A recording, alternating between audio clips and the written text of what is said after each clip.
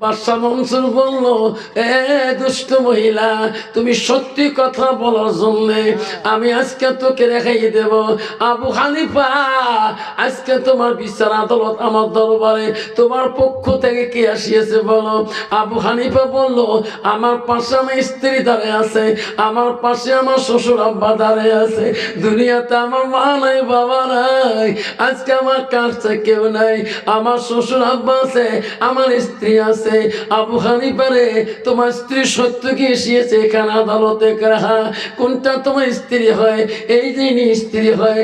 আবু হানিফা, তোমার স্ত্রীকে মুখের খেলাপটা সরাইতে বলো, আমি বাদশা মনসুর এখন ফয়সালা দিয়ে দেব। আরে আবু হানিফা স্ত্রীর মুখের খেলাপটা যখন সরাইয়া দিলেন, নারী না পুরুষ প্রমাণ করবে আবু হানিফা স্ত্রীকে। আল্লাহ আবু হানিফা স্ত্রীর মুখের খেলাপ শোনার সাথে সাথে বাদশা মনসুর রায় দিয়ে দিলেন। এত সুন্দরী নারী থাকা সত্ত্বেও আবু হানিফা তারায় এই দুষ্টুমির কোনো ক্ষতি হতে পারে না। যেরকম সুবহানাল্লাহ। বাদশা মনসুর বলো, বাবা আমি রায় দিয়ে দিলাম, বাবা তুমি তোমার স্ত্রীকে নিয়ে তুমি বাড়ি চলে যাও, তোমার শ্বশুরকে নিয়ে তুমি বাড়ি চলে যাও। আমি বাদশা মনসুর রায় দিয়ে দিলাম, তোমার দ্বারা যুবকের দ্বারায়, তোমার মতন অলির দ্বারায় কোনো পৃথিবীর কোন নারীর ক্ষতি হতে পারে না। আবু হানিফা চলে গেলেন। দুষ্ট মেয়েটাকে বললো, দাঁড়াও তো, আজকে জিন্দেগি বাঁচাইলাম সত্যি কথা বলার জন্যে। বাদশা বলে, মনতে নেই, তাড়াতাড়ি এই ছেলেগুলোকে লোকআপ করো, হাতে হ্যান্ডকাপ লাগাও, মিথ্যা সাক্ষী এলাকে, ছলনাকারীকে। আর মন্ত্রী কয়ে দিলাম, এই সমস্ত যুবক আমার জেলখানা যেখানে খাওয়া নাই, পানি নেই, ভাত নাই, সেই লোকআপে রাখি দাও। এই ছেলেগুলোকে আমার জেলখানার ভিতরে ওই বন্দিশালে রাখবা যেখানে ভাত পানি অভাবে না খেয়ে শুকি চুকি মারা যাবে। বাদশা মনসুর ইসলামের শরীয়তে এত বিধানমন বাদশা ছিলেন, ওই যুবকগুলিকে নিয়ে যায় ওই লোকাবে রাখি দিছে যেখানে ভাত নাই, পানি নাই, কিচ্ছু নাই, না খেয়ে শুকি মারা যাবে। এইরকম যুবক যদি মারা যায় ইসলামের কোনো ক্ষতি হবে না, নারীদের ইজ্জত আল্লাহ বাড়িয়ে দিবে। জোরে কোন সুবহানাল্লাহ।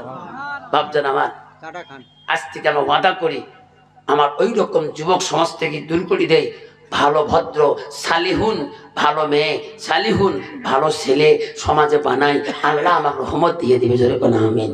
সেই জন্য বাবা আমরা আজ থেকে সুনজরে তাকাবো ইনশাল্লাহ, যাতে আমার মাদ্রাসা থেকে সালিহুন ভালো মেয়ে, ভালো মেয়ে যাতে এখানে কোরআনে হাফেজা হয়, যাতে এই মেয়েটার দ্বারায় আমার ধুপড়ি জেলা একটা বাড়িতে বিয়ে হলে ওই বাড়িতে একটা মাদ্রাসা চলাবে, ওনার দ্বারা হাজারো মাদ্রাসা হাফেজা হবে।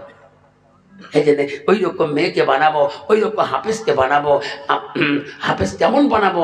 মন্ত্রী যখন ওই বৈজ্ঞানিক যখন গেলেন ওই মাদ্রাসায়, আর ওই সময় আবু সালে জঙ্গি মুসা ছেলে, ওই সময় ওই বৈজ্ঞানিক যেটা ইসমাইল লাহোরী রহমতুল্লাহ পায়ের মধ্যে পড়ে গেল।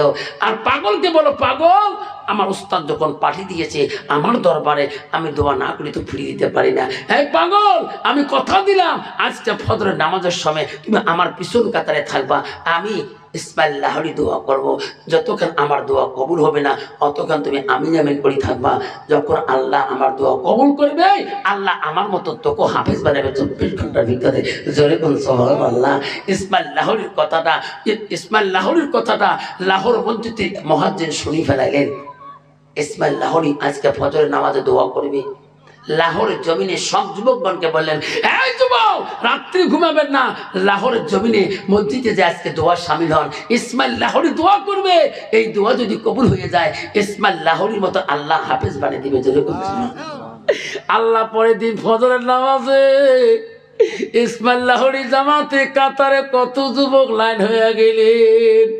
ইসমাইল লাহোরী দোয়া করে, আল্লাহ আমার ওস্তাদ পাঠিয়ে দিয়েছে, আল্লাহ আমার ওস্তাদকে ফিরিয়ে দিতে পারে না, আল্লাহ যে পাগলকে পাঠিয়ে দিয়েছে, আল্লাহ আজ ওস্তাদের কাছে আমি কোরআনে হাফেজ হয়েছি, আল্লাহ সেই পাগল যদি ফিরিয়ে যে ওস্তাদকে বলে, আল্লাহ আমার ইসমাইল লাহোরীর ইজ্জত থাকবে না। আল্লাহ আমি দোয়া করি, আল্লাহ আমার দোয়াখানি তুমি কবুল করে নাও।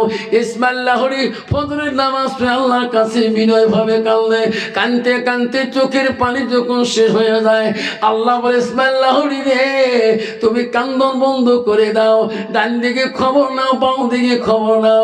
ইসমাইল লাহোরী ডান দিকে কান দিয়ে দেখে অলাগল কোরআন মুখস্থ দিতেছে, বাম দিকে খবর নিয়ে দেখে অলাগল কোরআন মুখস্থ দিতেছে।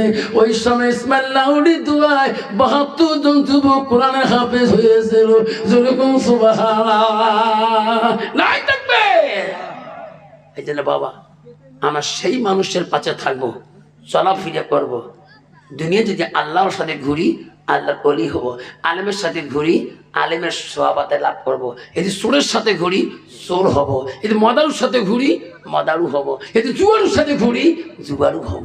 সেই ভাগ চালিহুন মানুষের সাথে ঘুরবো। তুমি যে মানুষের কাজটা হও না কেন, তুই ইঞ্জিনিয়ার হও, ডাক্তার হও, অপাসির হও, বাধা নাই। তুমি ভালো মানুষের সঙ্গে ভালো চালিহুনের সাথে চলাফেরা করো, আল্লাহ তোমাকে মুত্তাকিন পরহেজগারি বানিয়ে দিবে। আল্লাহ পাক সবাইকে সৎ পথে চলা ৫ ওয়াক্ত নামাজ পড়া তৌফিক দান করে। জোরে বলেন আমিন, জোরে বলেন আমিন। ৫০০ টাকা বলছি বাবা, ৫০০ টাকা ১, ৫০২, ৫০২, ৫০২। আল্লাহ ৬০০ টাকা ফেলেছে। চা খান ৬০১,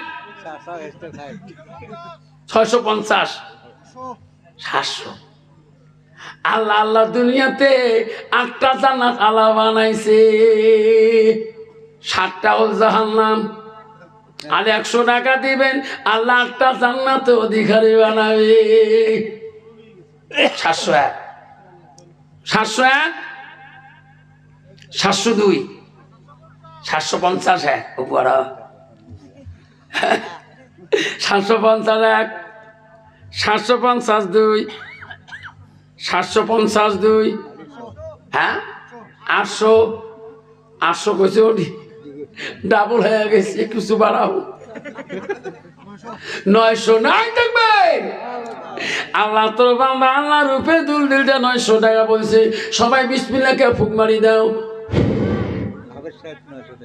আল্লাহ হাফেজ 900 টাকা বলে। আল্লাহ আল্লাহ হাফেজ সাহেবের বংশের মধ্যে তুমি এমন একটা মেয়ে দিও আল্লাহ, তাতে কোরআনের হাফেজা হয়ে যায়। আল্লাহ রাবে আবসির মতন অলি দিও, মা রহিমা মতন ধৈর্যশীল নারী বংশে দিও। 1000 কত কইছে? 1000 কাই কইল গো বাবা, হাত তোল রে। 1000, হ্যাঁ 100 টাকা বাবা দিস। 1001, 1100।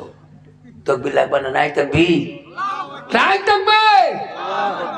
দেখতে মালা তাকায়া তোর বান্দা এই কানের দুল 1100 টাকা বলছি, কোন বাসায় লাগিয়া মনের আশা দিও মালা পূরণ করিয়া।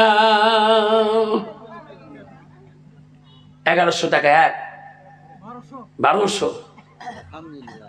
1200 কাই করবা তোমরা বললেন? দেখে মালা তাকায়া এত রাইতে বসি আছি তোর বাবা কোন বাসায় লাগিয়া। 1200 টাকা বলছে মালা এই রূপে চাঁদির লাগিয়া। 1200, 1301, 1302, 1302 শেষ নেন। 1302, 1302, 1302, 1302, 1302 আর কই কবেন তাড়াতাড়ি। 1302, 1301, 1301, 1301, 1301, 1301, 1301, 1301, 1301, 1303।